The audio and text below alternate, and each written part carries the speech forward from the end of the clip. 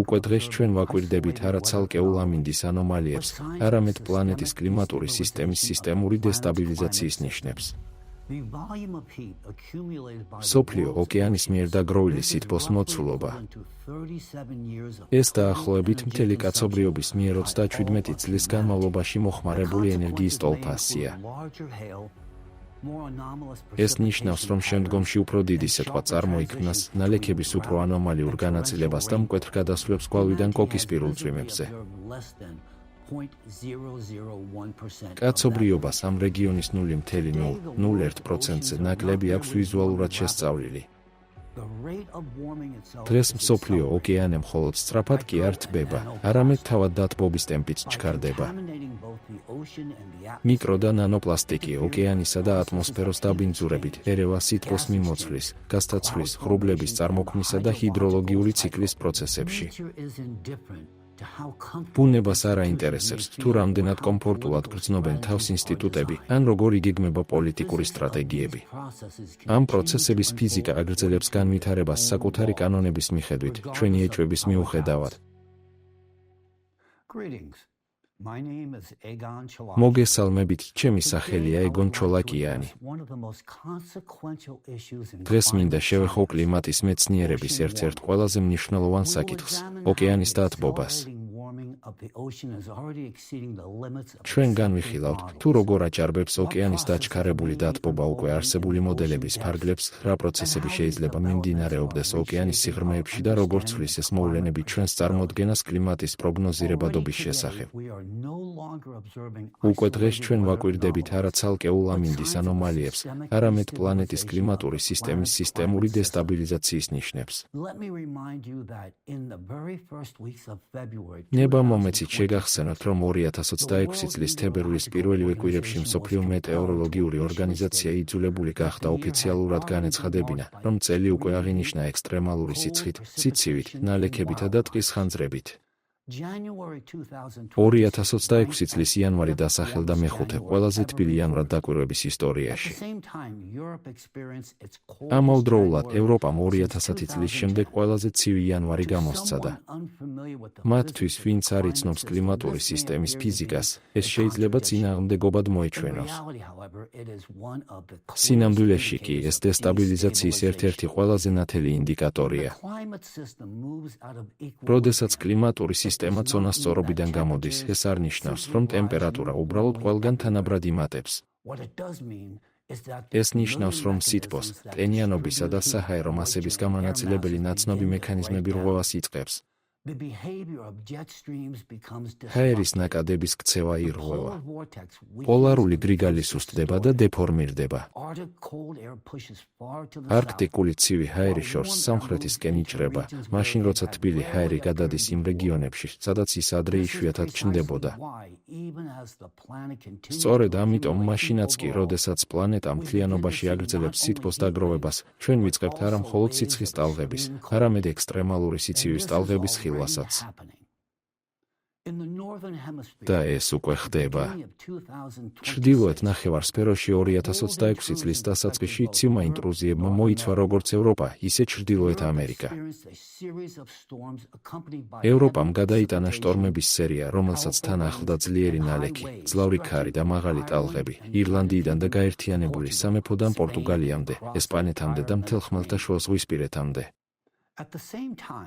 ამავდროულად სამხრეთ ნახევარსფეროში ფიქსირდებოდა ექსტრემალური სიცხე, რამაც მასშტაბური ტყის ხანძრები გამოიწვია ავსტრალიაში, ჩილესა და პატაგონიაში. სამხრეთ-აღმოსავლეთ აფრიკაში კი კოკისპირულმა წვიმებმა დამანგრეველი წყალდიდობა გამოიწვია, განსაკუთრებით მოზამბიკში. იქ წყალდიდობამ სულ მცირე 600,000 ადამიანი დააზარალა. ასობით 1000 ადამიანი დევნილად იქცა, ხოლო დაახლოებით 30,000 სახლი განადგურდა ან სერიოზულად დაზიანდა.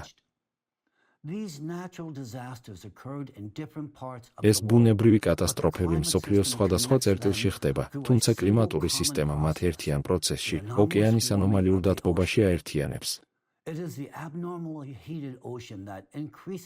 სწორედ ანომალიურად გაცხელებული ოკეანე გადასცემს ზედმეტ ენერგიასა და ტენიანობას ატმოსფეროში, რაც შემდეგ იწყებს შტორმების, კოკისპირული წვიმების, სიცხისა და ცივი ტალღების წარმოქმნას. თუმცა მნიშვნელოვანია გვესმოდეს, რომ ოკეანე თბება და ატმოსფეროსთან ურთიერთქმედებს არასტერილურ პირობებში. ეს ფაქიზი სისტემა უკვე შეცვლილია ანთროპოგენური წარმოშობის კიდევ ერთი ფაქტორით. მიკრო და ნანოპლასტიკი ოკეანისა და ატმოსფეროს დაბინძურებით ერევა სითბოს მიმოცვლის, გასტაცვლის, ღრუბლების წარმოქმნისა და ჰიდროლოგიური ციკლის პროცესებში. ჰაერში არსებული წყლის ორთქლი თავისთავად არ კონდენსირდება წვიმის წვეთებად. მას სჭირდება ნაწილაკები, რომელთა გარშემოც კონდენსაცია მოხდება, ეგრეთ წოდებული კონდენსაციის ბირთვები. ნორმალურ პირობებში ესენია მტვრის ნაწილაკები, ზღვის მარილი, ჩვარტლი და სხვა აეროზოლები. დღეს ნანოპლასტიკი გაზომვადი რაოდენობითაა წარმოდგენილი როგორც ოკეანეში, ისე ატმოსფეროში. თანამედროვე კვლევები აჩვენებს, რომ ასეთ ნაწილაკებს შეუძლიათ ჩაერიონ ღრუბლებისა და ნალექების მიკროფიზიკაში. კერძოდ, ამერიკის ქიმიური საზოგადოების ჟურნალში გამოქვეყნებული 2024 წლის კვლევა ადასტურებს, რომ ატმოსფერულ პლასტიკს შეუძლია მონაწილეობა მიიღოს ღრუბლის ფორმირების პროცესებში და თავისი ფიზიკური თვისებების გამო იმოქმედოს როგორც პოტენციურმა კონდენსაციის ბირთვმა და ყინულის კრისტალიზაციის ნაწილაკმა. სხვა სიტყვებით რომ ვთქვათ, მიკრო და ნანოპლასტიკი იწყებს პირდაპირ მონაწილეობას ღრუბლების წარმოქმნასა და ატმოსფერული ტენის კონდენსაციაში.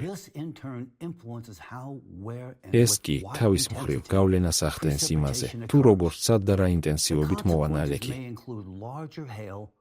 შედეგები შეიძლება მოიცავდეს უფრო დიდ სეტყვას, ნალექების უფრო ანომალიურ განაწილებას და მკვეთრ გადასვლებს გვალვიდან კოკისპირულ წვიმებზე. ვინაიდან დამუხტული მიკრო და ნანოპლასტიკის ნაწილაკების გავლენა ფაქტობრივად არ არის გათვალისწინებული არსებულ მოდელებში, ისინი სისტემაში დამატებით ხმაურის ცვლადს აჩენენ. შედეგად მათ შეუძლიათ გაზარდონ გაურკვევლობა როგორც მოკლევადიან ამინდის პროგნოზებში, ისე გრძელვადიან კლიმატურ პროექციებში. თუმცა პლასტიკის გავლენა მხოლოდ ატმოსფეროთი არ შემოიფარგლება. ოკეანე და ატმოსფერო ერთიან კლიმატურ სისტემას ქმნიან. წყალს გააჩნია უნიკალური უნარი და აგროვოს უზარმაზარი რაოდენობით სითბო ტემპერატურის მხოლოდ მცირედი მატებით. ოკეანის წყლის 10 მეტრიან ფენას შეუძლია შთანთქოს იმაზე მეტი სითბო, ვიდრე დედამიწის მთელ ატმოსფეროს. დღის განმავლობაში ოკეანე ითვისებს სითბოს, ღამით კი მას ატმოსფეროში აბრუნებს, ამით ისაბალანსებს ჰაერის ტემპერატურულ მერყეობას და მოქმედებს როგორც კლიმატის ბუნებრივი კონდიციონერი. გარდა ამისა, ოკეანეს გამოაქვს სითბო ლითოსფერული ფილებისგან და მას კვლავ ატმოსფეროში უშვებს. არსებობს სერიოზული საფუძველი იმისა, რომ მივიჩნიოთ, ოკეანის მასშტაბური დაბინძურება მიკრო და ნანოპლასტიკით იწყებს თერმორეგულაციის ამ ფაქიზად დაბალანსებული სისტემის რღვევას. არსებული მონაცემებით, ნანოპლასტიკის ნაწილაკები კონცენტრირდება ოკეანის სულ მცირე სამსაკვანძო ფენაში, ზედაპირთან ახლოს, ოკეანის ფსკერზე და თერმოკლინში, იქ სადაც წყლის ტემპერატურა და სიმკვრივე მკვეთრად იცვლება. ზედაპირული მუხტის მქონე პლასტიკის ნაწილაკები ურთიერთქმედებენ წყლის მოლეკულებთან წყალბადური ბმების დონეზე. შედეგად ზღვის წყლის ფიზიკური და ქიმიური თვისებები იცვლება. სითბოს გადაცემა ატმოსფეროში ფერხდება და ოკეანის წყლის სვეტში იწყება გადახურების ზონების ფორმირება. ეს მიგვიყვანს ფუნდამენტურად მნიშვნელოვან კითხვამდე. დიახ, ჩვენი შეფასებით, მიკრო და ნანოპლასტიკი მართლაც ახდენს სერიოზულ გავლენას მსოფლიო ოკეანის თერმულ რეჟიმზე. მას შეუძლია დაარღვიოს სითბოს მიმოცვლა, შეცვალოს წყლის თვისებები, ჩაერიოს ოკეანესა და ატმოსფეროს შორის გასაცვლაში, გავლენა მოახდინოს ღრუბლების წარმოქმნასა და ჰიდროლოგიურ ციკლზე. თუმცა მიუხედავად ამ ფაქტორის სერიოზულობისა, ერთი რამ ნათლად უნდა იქნას გაგებული, მიკრო და ნანოპლასტიკი თავად არ წარმოადგენს სითბოს წყაროს. ის მხოლოდ არღვევს ბუნებრივ მექანიზმს, რომლის მეშვეობითაც სითბო გამოიყოფა. ეს კი მიგვიყვანს მთავარ კითხვამდე, თუ მიკრო და ნანოპლასტიკი თავად არ წარმოქმნის სითბოს, მაშინ რა არის იმ დამატებითი სითბოს წყარო, რომელიც ახლა ფიქსირდება ოკეანეში? ამ კითხვაზე პასუხის გასაცემად ნება მომეცით მოვიყვანო არსებული ფაქტები. დღეს მსოფლიო ოკეანე მხოლოდ სწრაფად კი არ თბება, არამედ თავად დათბობის ტემპით ჩქარდება. 2024-2025 წლებში გამოქვეყნებული ახალი კვლევები აჩვენებს, რომ ოკეანის ტემპერატურის მატება აღარ შეიძლება აღიწეროს როგორც სტაბილური და თანდათანობითი პროცესი. თავად დათბობის ტემპი იზრდება. იტალიელი მეცნიერების მიერ 2024 წელს ჟურნალ ბუნების კომუნიკაციებში გამოქვეყნებული კვლევის თანახმად, 1961 წლიდან 2022 წლამდე ოკეანე სტაბილურად აგროვებდა სითბოს მზარდ რაოდენობას და ამ პროცესის აჩქარება სტატისტიკურად მნიშვნელოვანი იყო. რედინგის უნივერსიტეტის მეცნიერების მიერ 2025 წელს ჩატარებულმა კიდევ ერთმა კვლევამ აჩვენა, რომ ოკეანის ზედაპირი ახლა დაახლოებით 4,5-ჯერ უფრო სწრაფად თბება, ვიდრე 1980-იანი წლების ბოლოს. იმ პერიოდში დათბობის ტემპი შეადგენდა დაახლოებით 0,06 გრადუს ცელსიუსს 10 წლეულში. თუმცა დღეს მან მიაღწია დაახლოებით 0,27 გრადუს ცელსიუსს. ტრადიციულად ეს დათბობა აიხსნებოდა ანთროპოგენური სათბურის აირების ემისიებით. თუმცა ბოლო წლებში დათბობის ტემპმა სულ უფრო მეტად გადააჭარბა არსებულ კლიმატურ მოდელებზე დაფუძნებულ მოლოდინებს. სწორედ ამიტომ არის განსაკუთრებით მნიშვნელოვანი ის ფაქტი, რომ თავად მეცნიერებმა დაიწყეს ამაზე პირდაპირ მითითება. აღსანიშნავია, რომ მთელი 2023 წლისა და 2024 წლის დასაწყისის განმავლობაში მსოფლიო ოკეანის ტემპერატურა რეკორდულ დონეზე ნარჩუნდებოდა ზედიზედ 450 დღის განმავლობაში, მოვლენა, რომელსაც დაკვირვების ისტორიაში პრეცედენტი არ ჰქონია. დოქტორმა ბრაიან მაკნოლდიმ მაიამის უნივერსიტეტის როზენსტილის საზღვაო და ატმოსფერული მეცნიერებების სკოლის უფროსმა მკვლევარმა ეს ვითარება NBS News-თან ინტერვიუში ასე აღწერა. ციტირებას ვახდენ, საქმე მხოლოდ იმაში არ არის, რომ მთელი წლის განმავლობაში ოკეანის ტემპერატურის რეკორდები მყარდებოდა, არამედ იმაში, თუ რა სხვაობით მოხდა წინა რეკორდების მოხსნა, ის ახლოსაც კი არ არის იმასთან, რაც ადრე ფიქსირდებოდა. ციტატის დასასრული. იმავე პერიოდში გევინ შმიდტმა, ნასას გოდარდის კოსმოსური კვლევების ინსტიტუტის დირექტორმა, AIP-ისთან ინტერვიუში განაცხადა, რომ მიმდინარე მოვლენებში შესაძლოა ჩართული იყოს აქამდე გაუთვალისწინებელი ფაქტორები. ნება მომეცით მოვიყვანო მისი სიტყვებიც.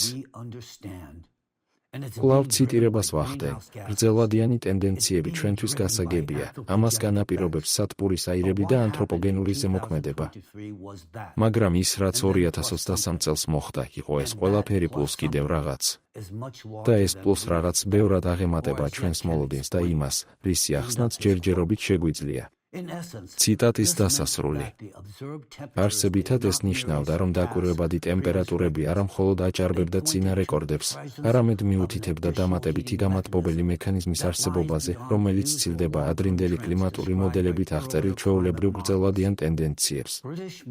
ბრიტანელმა საზღვაო გეოფიზიკოსმა, დოქტორმა რობ ლარტერმა, ასევე გააკეთა მეტად მნიშვნელოვანი კომენტარი The New York Times-თან. კვლავ ციტირებას ვახდენ, ეს საკმაოდ შემაშინებელია, ნაწილობრივ იმიტომ, რომ არც ერთი მეცნიერისგან არ მომისმენია დამაჯერებელი ახსნა იმისა, თუ რატომ გვაქვს ასეთი გადახრა. მაგრამ ამ მომენტში იქნება შთაბეჭდილება, რომ მოვლენები იმაზე შორს და სწრაფად წავიდა, ვიდრე ველოდით. ციტატის დასასრული. სენტ თომასის უნივერსიტეტის პროფესორმა ჯონ აბრაამაც გულწრფელად ისაუბრა ამ საკითხზე. ციტატა, მე შინია, რომ შესაძლოა ხდებოდეს კიდევ რაღაც სხვა, რაც იწვევს ზღვის ზედაპირის ტემპერატურის ისეთ გრძელვადიან ცვლილებას, რომელიც ჩვენ წინასწარ არ გვქონდა ნავარაუდები. ციტატის დასასრული.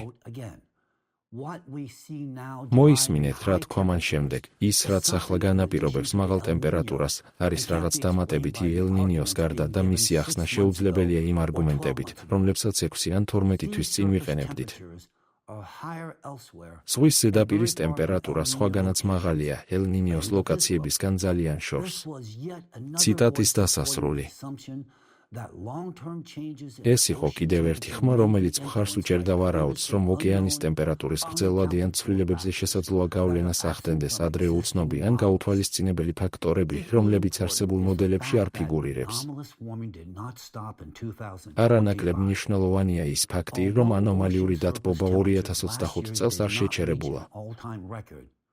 მიუხედავად იმისა, რომ გასულ წელს ოკეანის ზედაპირის ტემპერატურას აბსოლუტური რეკორდისთვის არ მიუღწევია, 9 იანვარს ჟურნალში ატმოსფერული მეცნიერებების მიღწევებში გამოქვეყნებულმა საერთაშორისო ანალიზმა აჩვენა, რომ 2025 წელს ოკეანემ იმაზე მეტი სითბო დააგროვა, ვიდრე ნებისმიერ სხვა წელს თანამედროვე დაკვირვების ისტორიაში. სხვა სიტყვებით, რომ ვთქვათ, ოკეანის ზედაპირს აბსოლუტური რეკორდი არ დაუმყარებია, თუმცა წლის განმავლობაში წყლისსვეტის მიერ შთანთქმული სითბოს მთლიანმა რაოდენობამ რეკორდულ დონეს მიაღწია. მსოფლიო ოკეანის მიერ დაგროვილი სითბოს მოცულობა, ეგრეთ წოდებული ოკეანის სითბური შემცველობა, 2025 წელს 23 ზეტაჯოულით გაიზარდა. ეს დაახლოებით მთელი კაცობრიობის მიერ 37 წლის განმავლობაში მოხმარებული ენერგიის მთლიანი რაოდენობის ტოლფასია. თუ კლიმატურ სისტემაში მართლაც მოქმედებს დამატებითი ფაქტორი, რომელიც არ არის გათვალისწინებული არსებულ მოდელებში, შესაძლოა სწორედ ეს იყოს ერთ-ერთი მიზეზი იმისა, რომ ოკეანე არა მხოლოდ სწრაფად თბება, არამედ თბება აჩქარებით.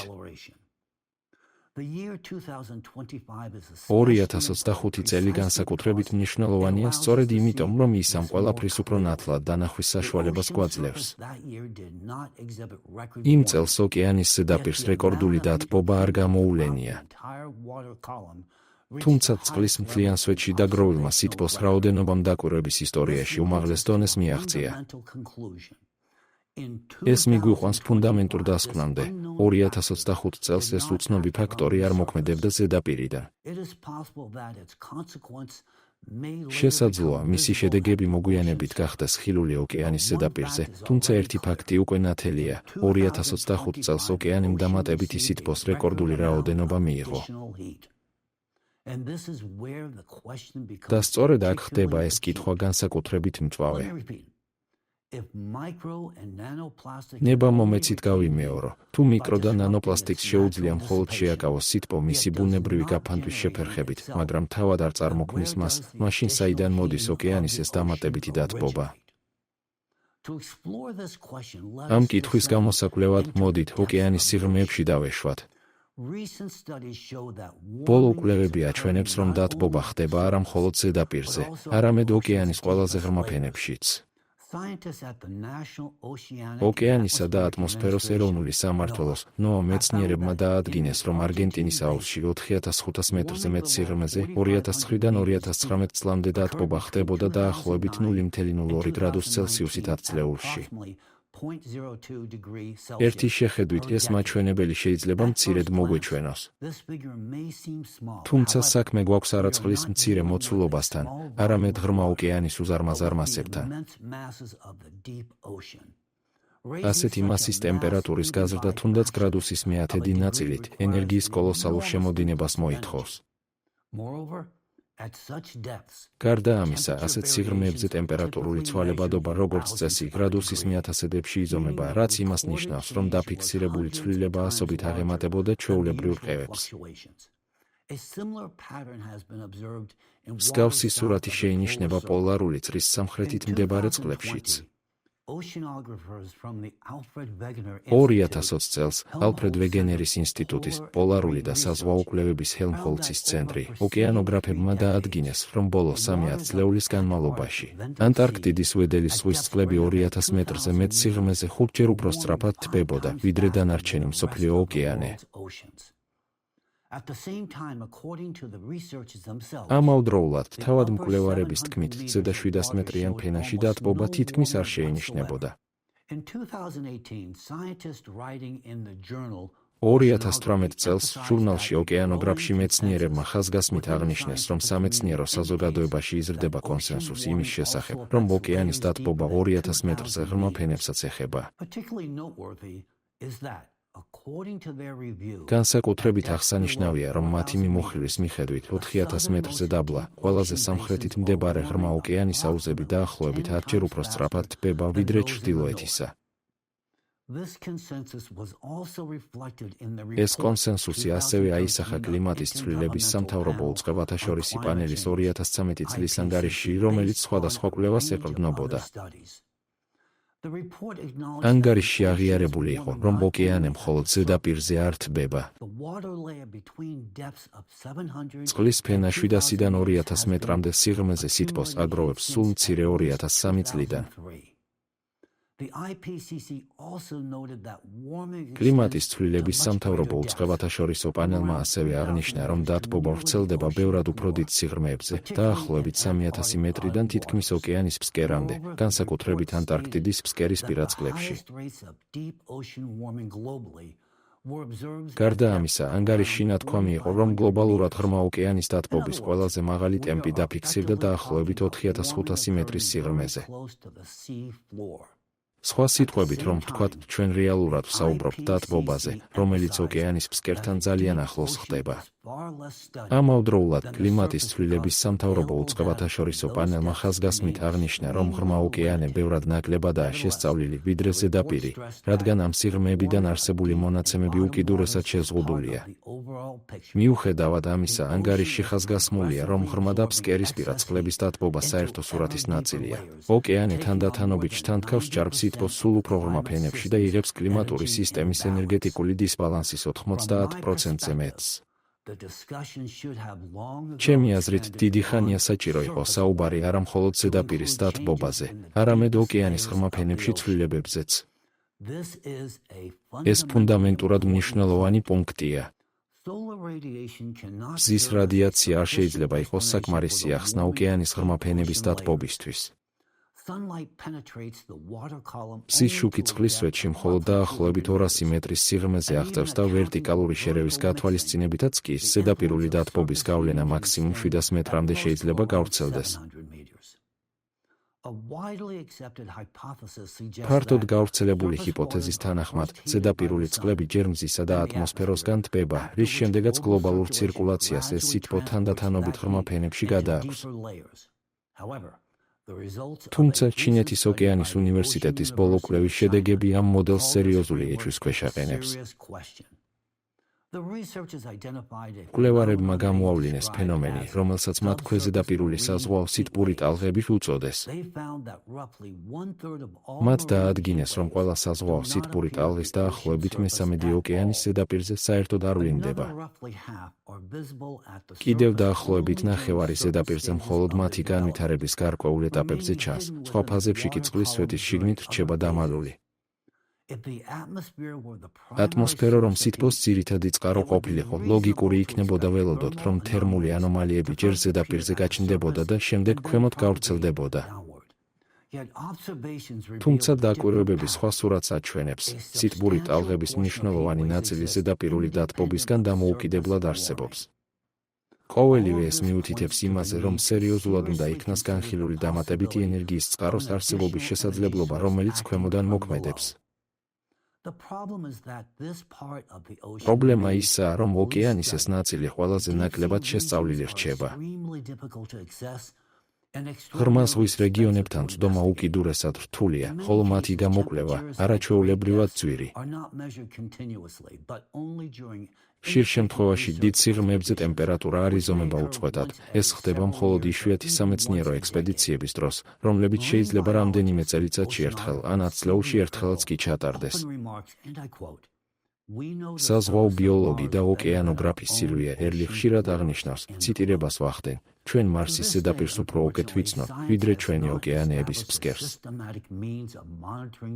ციტატის დასასრული. სამწუხაროდ დღემდე მეცნიერებას არ დაუმკვიდრებია სისტემური მონიტორინგის საშუალებები იმ ცვლილებებზე დასაკვირვებლად, რომლებიც უშუალოდ ოკეანის ფსკერზე ხდება. სტანდარტული არგოს ტიპის ტივტივები, როგორც წესი, მხოლოდ 2000 მეტრის სიღრმემდე მუშაობენ, მაშინ როცა ოკეანის საშუალო სიღრმე ბევრად დიდია და ჩვენი დისკუსიისთვის ყველაზე აქტუალური პროცესები შესაძლოა სწორედ ფსკერთან ახლოს მიმდინარეობდეს. 2025 წლის მაისში ოკეანის აღმოჩენების ლიგის მკვლევარებმა გამოაქვეყნეს ნაშრომი, რომელიც ეხება ჩვენს შეზღუდულ ცოდნას ღრმა ოკეანის შესახებ. სტატიაში აღნიშნულია, რომ მიუხედავად имისა, რომ 200 მეტრზე ღრმა ოკეანის ზონები პლანეტის ზედაპირის დაახლოებით 66%-ს ფარავს, კაცობრიობას ამ რეგიონის 0.01%-ზე ნაკლები აქვს ვიზუალურად ნანახი. ეს დაახლოებით ბელგიის ფართობის მეათედს შეესაბამება. სამწუხაროდ ეს მიუთითებს რაღაც ძალიან მნიშვნელოვანზე. ჩვენ კვლავ ავიქონთ ოკეანის ფსკერს არა როგორც მუდმივი მონიტორინგის ქვეშ მყოფ სისტემას, არამედ როგორც უზარმაზარ ბნელ ტერიტორიას, რომელიც მხოლოდ ხანდახან ნათდება ფანის შუქით. ეკრანზე ახლა ხედავთ 1958 წლიდან 2024 წლამდე ღრმა ზღვაში ყვინთვის აქტივობის რუკას, რომელიც აღებულია ზემოთ ნახსენების სტატიიდან. რუხ ფონზე ყვითლიდან იასამნისფრამდე ფერები მიუთითებს ღრმაწყლოვანი აპარატების ჩაძირების რაოდენობას ყოველ 250 კვადრატულ კილომეტრზე და არა იმ რეალურ ფართობს, რომელიც ვიზუალურად იქნა გამოკვლეული. ოკეანის ფსკერის უშუალოდ ათვალიერებული რეალური ფართობი ზედმეტად მცირეა იმისთვის, რომ ამ მასშტაბის რუკაზე იქნას გამოსახული. ეს ნიშნავს, რომ ჩვენ შეიძლება გვაკლდეს არა მხოლოდ ცალკეული რელიეფის ფორმები ან ეკოსისტემები, არამედ თავად ამვრცელი, დიდწილად შეუსწავლელი ტერიტორიის ენერგეტიკული დინამიკაც. მაშ, რა შეიძლება იყოს ეს ფარული ფაქტორი, რომელიც ოკეანის სითბოს ქვემოდან მატებს?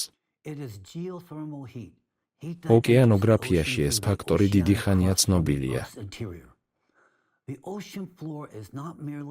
ეს არის გეოთერმული სითბო, რომელიც ოკეანეში დედამიწის წიაღიდან ოკეანური ქერქის მეშვეობით აღწევს.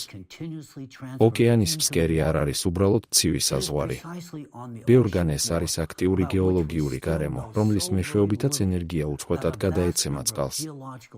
სწორედ ოკეანის ფსკერზე, რომლის შესახებაც ჯერ კიდევ ძალიან ცოტა ვიცით, რჩება არასაკმარისად შესწავლილი უამრავი გეოლოგიური სტრუქტურა, წყალქვეშა ვულკანები, ტექტონიკური ნაპრალები, შუაოკეანური ქედები და ჰიდროთერმული წყაროები.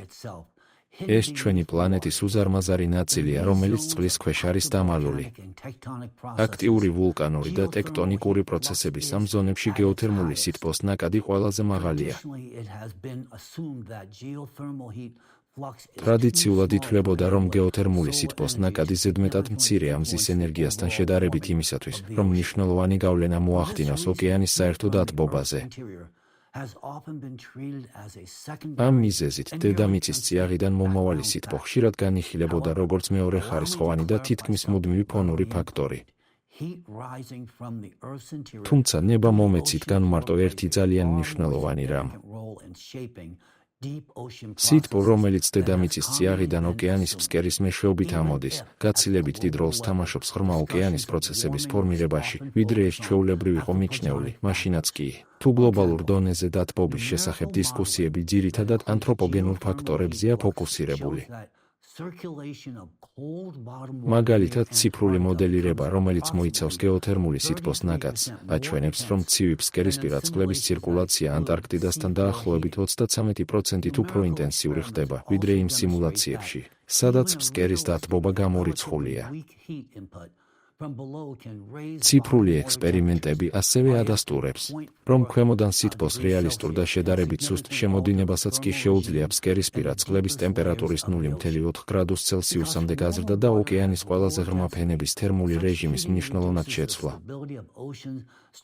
ვინაიდან გამტვარ წყალს უფრო დაბალი სიმკვრივე აქვს, ასეთი დათბობა ამცირებს ოკეანის სტრატიფიკაციის სტაბილურობას და შეუძლია შესამჩნევი გავლენა მოახდინოს ღრმა, ცივი წყლების ცირკულაციის კანონზომიერებებზე. და ამ ეტაპზე ჩვენ ვსაუბრობთ მხოლოდ იმ გათვლებზე, რომლებიც იყენებენ გეოთერმული სითბოს ნაკადის ფონურ მაჩვენებლებს, მნიშვნელობებს, რომლებიც, როგორც წესი, დროთა განმავლობაში მუდმივად მიიჩნევა. მაგრამ დაფიქრდით, შეიძლება თუ არა ეს სითბური ნაკადი შეიცვალოს, კერძოდ კი გაიზარდოს რაიმე მიზეზით? ჩემი მუდმივი მაყურებლისთვის პასუხი აშკარაა, დიახ. როდესაც ჩვენ ვსაუბრობთ ტექტონიკურ აქტივობაზე, მაგმურ პროცესებზე, წყალქვეშა ვულკანიზმზე, ჰიდროთერმულ სისტემებსა და მაგმის ამოსვლაზე ოკეანური ქერქის ზედაპირისკენ, დედამიწის წიაღიდან მომავალი საერთო სითბური ნაკადი მართლაც შეიძლება გაძლიერდეს. ეს განსაკუთრებით აქტუალური ხდება, თუ გავიხსენებთ, რომ დედამიწა ამჟამად გადის გაძლიერებული გეოდინამიკური აქტივობის პერიოდს, თემას, რომელზეც მე ვრცლად ვისაუბრე ჩემს წინა მიმართვებში. ასეთი გეოდინამიკური აქტივაციის პერიოდში სითბური ნაკადი, რომელიც ოკეანეში ფსკერიდან ახტევს, ასევე შეიძლება გაიზარდოს რამდენიმე სხვადასხვა მექანიზმის მეშვეობით. პირველ რიგში ძლიერდება სითბოს შემოდინება უშუალოდ ოკეანური ქერქის მეშვეობით. როდესაც უფრო ცხელი მაგმური მასები მის ფუძეს უახლოვდება, იზრდება სითბოს გადაცემა ზემოთ, დედამიწის წიაღიდან ფსკერის ქანებისკენ, შემდეგ კი ფსკერისპირა წყლებისკენ. სხვა სიტყვებით რომ ვთქვათ, ოკეანის ფსკერი იწყებს ფუნქციონირებას, როგორც უფრო მეტად გამტბარი ზედაპირი, საიდანაც დამატებითი თერმული ენერგია უწყვეტად შედის ოკეანეში. მეორეც, შიდა დათბობის ზრდასთან ახლავს სეისმური აქტივობის მატება. ეს არ არის მხოლოდ ცალკეული მიწისძვრების ჯაჭვი. ეს არის ნიშანი იმისა, რომ დედამიწის სიღრმეში ენერგიისა და ძაბვის გადანაწილება ძლიერდება, ხოლო დედამიწის ქერქი და ზედა მანტია უფრო მობილურ მდგომარეობაში გადადის. შედეგად ნაპრალები, შუაოკეანური ქედების ზონები, ოკეანის ფსკერის დეფორმაციის რეგიონები და სხვა გეოლოგიური სტრუქტურები უფრო აქტიური ხდება, რაც სიღრმისეულ სითბოს ზემოთ ამოსვლის საშუალებას აძლევს. სითბოს გამოყოფაზე სეისმური აქტივობის ლოკალური გავლენის ერთ-ერთი მაგალითი მეცნიერთა საერთაშორისო ჯგუფმა ჯერ კიდევ 2004 წელს წარმოადგინა. მათ აჩვენეს რამდენიმე შთამბეჭდავი შემთხვევა, როდესაც წყალქვეშა მიწისძვრების სერიებსთან ახლდა ზღვის ტემპერატურის მკვეთრი და ლოკალიზებული მატება და ოკეანის დინებების დროებითი ცვლილებებიც კი. მათი დაკვირვებით, თავდაპირველად ოკეანის ფსკერზე დაახლოებით 10 კილომეტრის სიღრმეზე ხდებოდა მიწისძვრების გუნდი, რომელიც რამდენიმე დღეს ან კვირასაც კი გრძელდებოდა. გარკვეული დროის შემდეგ სატელიტურ რუკებზე იმავე რეგიონის თავზე ანომალიურად თბილი წყლის ლაქები ჩნდებოდა. ერთ შემთხვევაში ადრიატიკის ზღვაში ზედაპირის ტემპერატურამ 5 გრადუს ცელსიუსზე მეტით მოიმატა. 2003 წლის ზაფხულში კი თურქეთის სრუტეების მიდამოებში დაფიქსირდა ანომალიები, რომლებიც 9 გრადუს ცელსიუსს აჭარბებდა.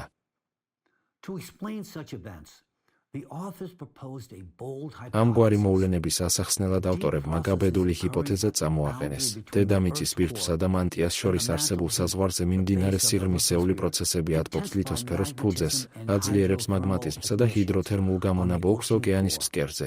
ეს დამატებითი სითბო კი კვირების ან თვეების შემდეგ ზედაპირს აღწევს თბილი ანომალიებისა და ოკეანის ცირკულაციის ცვლილებების სახით.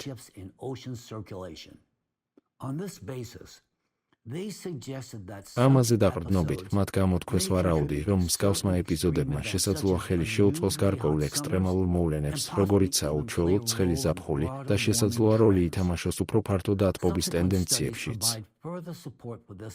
შემდგომ კვლევებმა ამ იდეის დამატებითი მტკიცებულებები წარმოადგინა. მაგალითად, 2010 წლის კვლევამ აჩვენა საკმაოდ ძლიერი კავშირი მიწისძვრებსა და კლიმატურ ცვალებადობას შორის წყნარი ოკეანის ეკვატორულ ნაწილში. კვლევარებმა შეისწავლეს 30 წელზე მეტი ხნის დაკვირვებები 1973 წლიდან 2008 წლამდე და შეადარეს ორი დროითი მწკრივ, სეისმური აქტივობა წყნარ ოკეანეში და ტროპიკული კლიმატის მერყეობა, მათ შორის ელ-ნინიოს ეპიზოდები.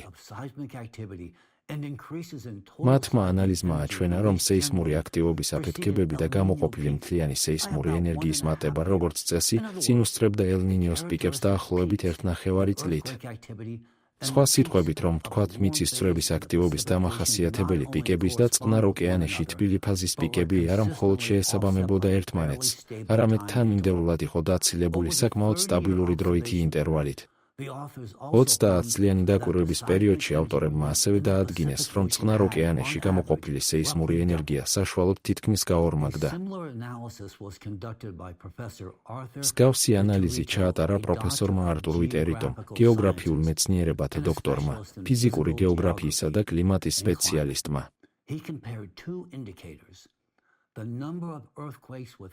მან შეადარა ორი მაჩვენებელი: ოკეანის ფსკერზე მომხდარი 4 ნახევარზე მეტი მაგნიტუდის მიწისძვრების რაოდენობა და გლობალური ატმოსფერული ტემპერატურის ცვლილებები. მისი დასკვნების თანახმად 1995 წლიდან შუაოკეანური ქედების გასწვრივ ასეთი მიწისძვრების რაოდენობა მზრდა დაიწყო.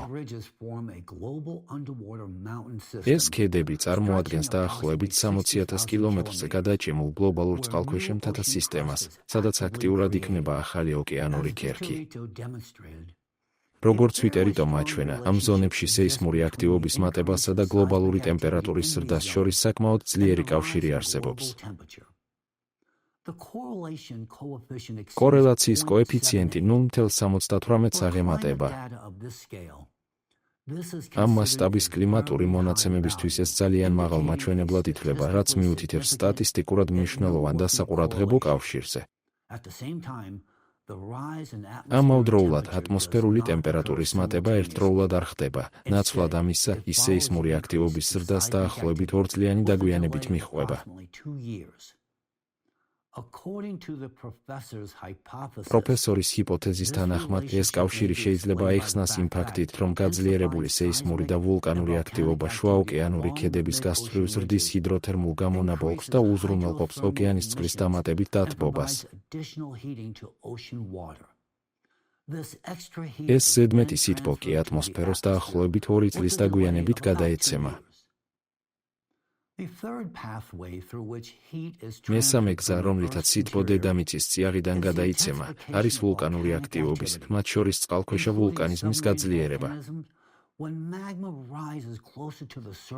როდესაც მაგმა ოკეანური ქერქის ზედაპირს უახლოვდება, ის არა მხოლოდ ათბობს გარშემო არსებულ ქანებს, არამედ ზოგიერთ ადგილას უფრო მაღალ ფენებშიც აღწევს, რითაც ქმნის ლოკალიზებულ, თუმცა უკიდურესად ენერგოტევად სითბოს წყაროებს.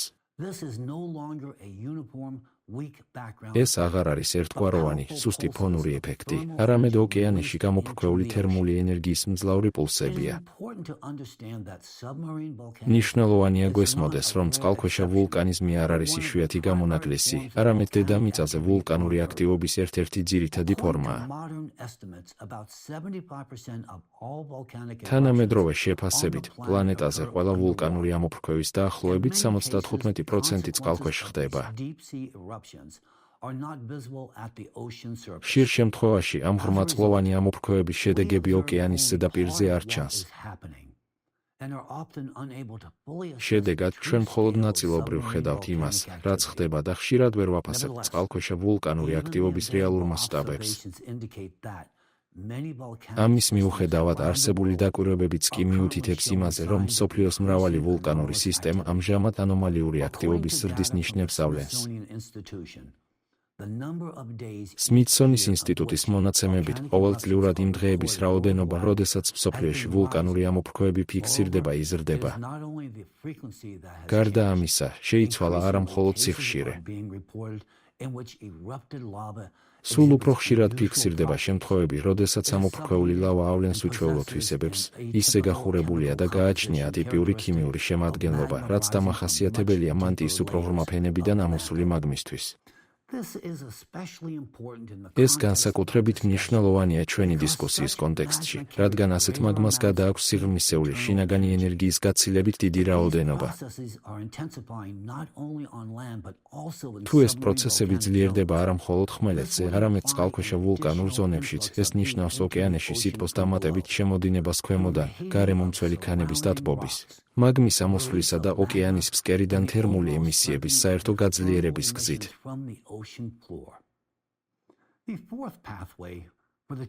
მეოთხე გზა, რომლითაც სითბო დედამიწის წიაღიდან გადაიცემა, არის ჰიდროთერმული სისტემების გააქტიურება. არსებითად ეს არის სითბოს მიმოცვლის ბუნებრივი არხები დედამიწის წიაღსა და ოკეანეს შორის.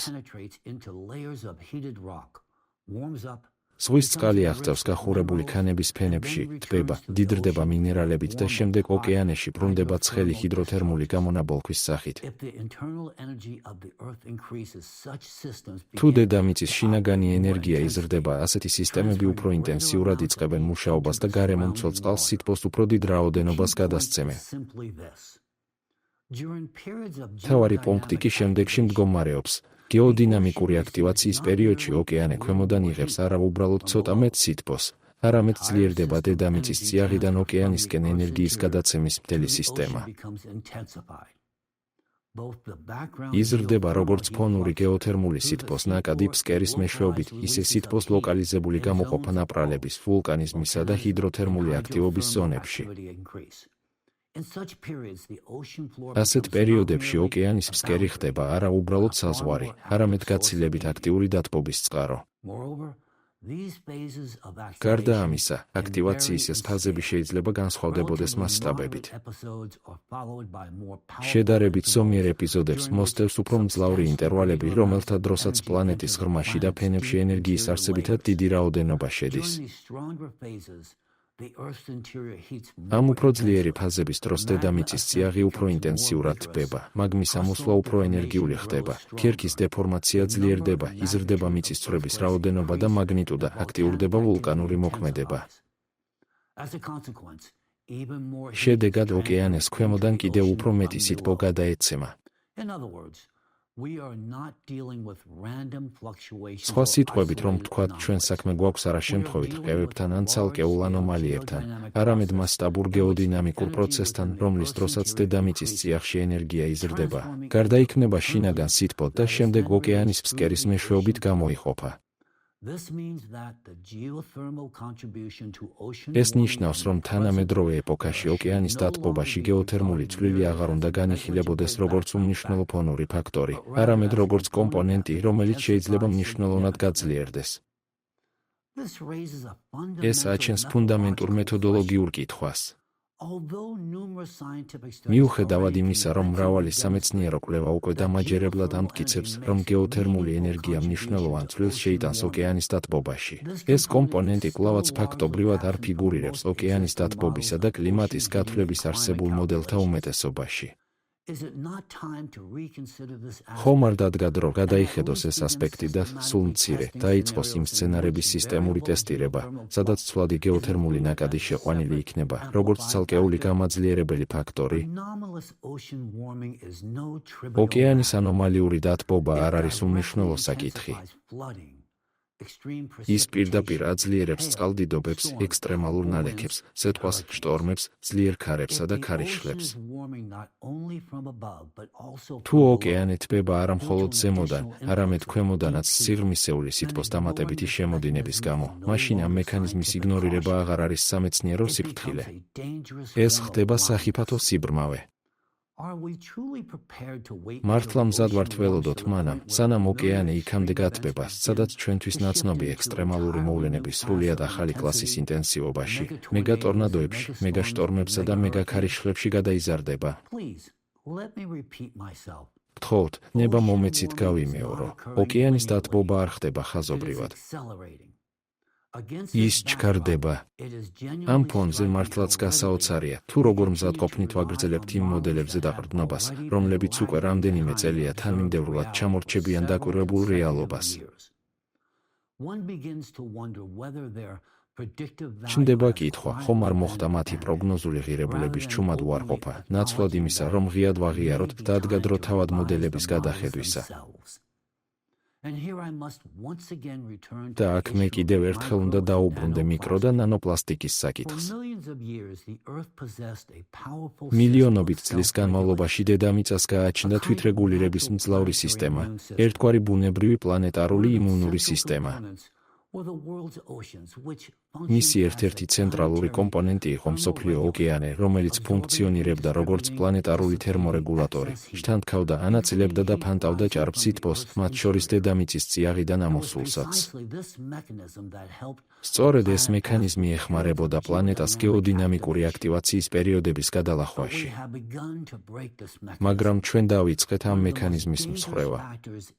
ერთ-ერთი ყველაზე საშიში ფაქტორი არის ოკეანის მასშტაბური დაბინძურება მიკრო და ნანოპლასტიკით. ჩვენ აღარ ვსაუბრობთ მხოლოდ წყალში მოტივტივე ნაგავზე. ჩვენ ვსაუბრობთ ნივთიერებაზე, რომელიც ერევა ოკეანის სითბოს მიმოცვლის ფიზიკაში. მიკრო და ნანოპლასტიკის მიერ სითბოს გადაცემის ფაქიზი მექანიზმების დარღვევის შედეგები ბევრად უფრო სერიოზულია, ვიდრე ეს ჩვეულებრივაა მიჩნეული. ოკეანე მხოლოდ კი არ ტბება, ახლა ის ნაკლებად ეფექტურია სითბოს მოსაშორებლად, მათ შორის იმ სითბოსი, რომელიც გეოდინამიკური აქტივობის პერიოდებში დედამიწის წიაღიდან უნდა გამოვიდეს. ეს ნიშნავს, რომ ლითოსფერული ფილების გაგრილება ნაკლებად ეფექტურია, ხოლო სიღრმისეული შინაგანი სითბოს ნაწილი სისტემის შიგნით იწყებს დაგროვებას. ეს წარმოადგენს პლანეტის თერმორეგულაციის მექანიზმში ღრმა ჩარევას, რაც ქმნის რისკს, რომ გეოდინამიკური აქტივობის მიმდინარე პერიოდი იმაზე ძლიერი გახდეს, ვიდრე ოდესმე ყოფილა დედამიწაზე. შედეგად, ჩვენ ვდგავართ ახალი ტიპის კომბინირებული კრიზისის წინაშე.